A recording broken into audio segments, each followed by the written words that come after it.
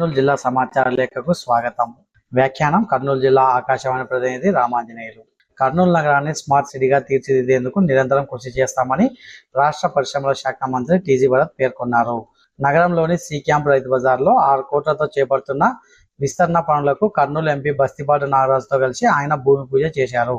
9 నెలల్లో పూర్తి చేయాలని గుత్తేదారులను ఆదేశించామన్నారు. బి క్యాంప్ క్వార్టర్స్ లో హైకోర్టు బెంచ్, అధునాతనమైన సమీకృత కలెక్టరేట్ సముదాయాన్ని నిర్మించేందుకు చర్యలు చేపడతామన్నారు. తల్లిదండ్రులు 5 ఏళ్లు నిండిన తమ పిల్లలను ప్రభుత్వ పాఠశాలలో చేర్పించి ప్రభుత్వం అందిస్తున్న సాయాన్ని సద్వినియోగం చేసుకోవాలని జిల్లా విద్యాశాఖ అధికారి సుధాకర్ సూచించారు. ఎంఈఓల ఆధ్వర్యంలో కేదవల గ్రామంలో బడి పిలుస్తుంది కార్యక్రమం నిర్వహించారు. ముఖ్య అతిథిగా హాజరైన డిఓ మాట్లాడుతూ ప్రభుత్వ పాఠశాలలో చదివే విద్యార్థులకు లభించే ఉచిత పాఠ్య పుస్తకాలు, నోట్బుక్స్, బ్యాగులు, బూట్లు, బెల్టులు, మధ్యాహ్న భోజన పథకం గురించి విద్యార్థుల తల్లిదండ్రులకు అవగాహన కల్పించారు.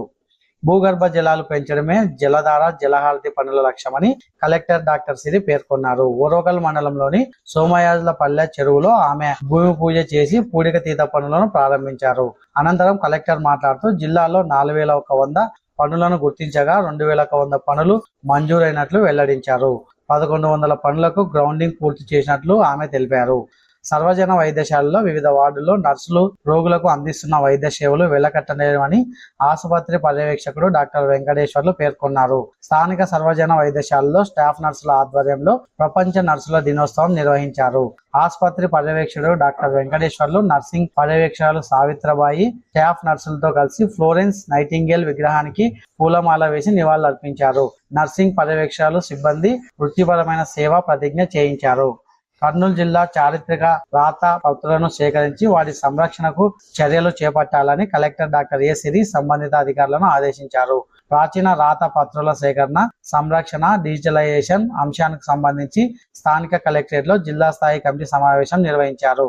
ఈ సందర్భంగా కలెక్టర్ మాట్లాడుతూ జ్ఞాన భారతం కార్యక్రమంలో భాగంగా పురాతన గ్రంథాలు, తాళ్లపత్ర గ్రంథాలపై విస్తృత సర్వే చేపట్టాలని సూచించారు. ప్రభుత్వ పాలనపై ప్రజల్లో పూర్తి సంతృప్తి వ్యక్తం అవుతుందని రాష్ట్ర పరిశ్రమల శాఖ మంత్రి టీజీ భరత్ అన్నారు. కర్నూలు నగరంలోని 8వ వార్డులో నిర్వహించిన మన నగరం మన బాధ్యత కార్యక్రమంలో మంత్రి పాల్గొన్నారు. వార్డులో తిరిగి ప్రభుత్వ సంక్షేమ పథకాలు, అభివృద్ధి గురించి ప్రజలకు వివరించారు. వార్డులోని సమస్యలను తెలుసుకున్నారు. ముఖ్యమంత్రి ఆదేశాల మేరకు క్షేత్రస్థాయి పర్యటనలు చేపట్టినట్లు మంత్రి తెలిపారు. నేషనల్ క్లీన్ ఎయిర్ ప్రోగ్రాం కింద కర్నూలు నగరంలో 10.87 కోట్లతో కాలుష్య నియంత్రణకు సంబంధించిన అభివృద్ధి పనులకు ఆమోదం తెలిపినట్లు కలెక్టర్ డాక్టర్ ఏ సిరి చెప్పారు. నగరంలోని కలెక్టరేట్ కార్యాలయంలో నేషనల్ క్లీన్ ఎయిర్ ప్రోగ్రాం కు సంబంధించి కర్నూలు జిల్లా స్థాయి అమలు కమిటీ సమావేశం నిర్వహించారు. 2026-27కు సంబంధించిన కార్యాచరణ ప్రణాళిక అమలుకు కమిటీ ఆమోదం తెలిపింది. నగరంలోని 10 ప్రధాన జంక్షన్లలో వాటర్ ఫౌంటైన్లు ఏర్పాటు చేయాలని మున్సిపల్ కమిషనర్ను ఆదేశించారు. నగర రోడ్లపై మొత్తం 450 గుంతలను గుర్తించగా ఇప్పటికీ 300 పూర్తి చేయాలని, మరో 150 గుంతలకు మరమ్మతులు చేయించాలన్నారు. పచ్చదనం పెంచాలని, ప్రజలకు అవగాహన కల్పించాలని చెప్పారు. డిజిటల్ డోర్ నెంబర్ల ద్వారా ప్రతి ఇంటికి క్యూఆర్ కోడ్ కేటాయించినట్లు కర్నూలు నగర పాలక కమిషనర్ చల్లా ఓబ్లేస్ తెలిపారు. దీని ద్వారా ఆస్తి వివరాలు, పన్ను చెల్లింపులు, నీటి సరఫరా, ట్రేడ్ లైసెన్స్, పౌర సేవలకు సంబంధించి అన్ని వివరాలు ఒకే వ్యవస్థలోకి వస్తాయని వెల్లడించారు. స్థానిక ఎస్బీఐ కాలేజీలో నగరపాలక సమావేశ భవనంలో నోడల్ అధికారులు, మాస్టర్ ట్రైనర్లు, అడ్మిన్లు, ప్లానింగ్ అమ్యూనిటీస్ కార్యదర్శులకు శిక్షణ కార్యక్రమం నిర్వహించారు.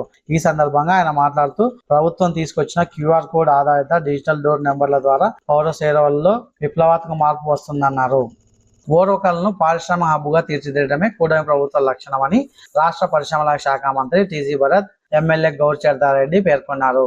గుట్టపాడు సమీపంలో ఏర్పాటు చేసిన మాత్రే గ్రీన్వుడ్ ప్రాసెసింగ్ యూనిట్స్ ప్రారంభించారు. ఈ సందర్భంగా వారు మాట్లాడుతూ 5.96 ఎకరాల్లో 10 కోట్లతో పెట్టుబడితో ఏర్పాటయ్యే ఈ సంస్థ ద్వారా ప్రత్యక్షంగా పరోక్షంగా పలువురు స్థానికులకు ఉపాధి లభిస్తుందన్నారు. అరటి, జామ, ఫ్రూట్స్, పల్పీ తయారీ, ఇతర వ్యవసాయ ఉత్పత్తులకు ప్రాధాన్యం ఉంటుందన్నారు. ఓర్వకల్లో 50,000 కోట్ల పెట్టుబడులు తీసుకురావడమే లక్ష్యంగా పెట్టుకున్నామని పేర్కొన్నారు.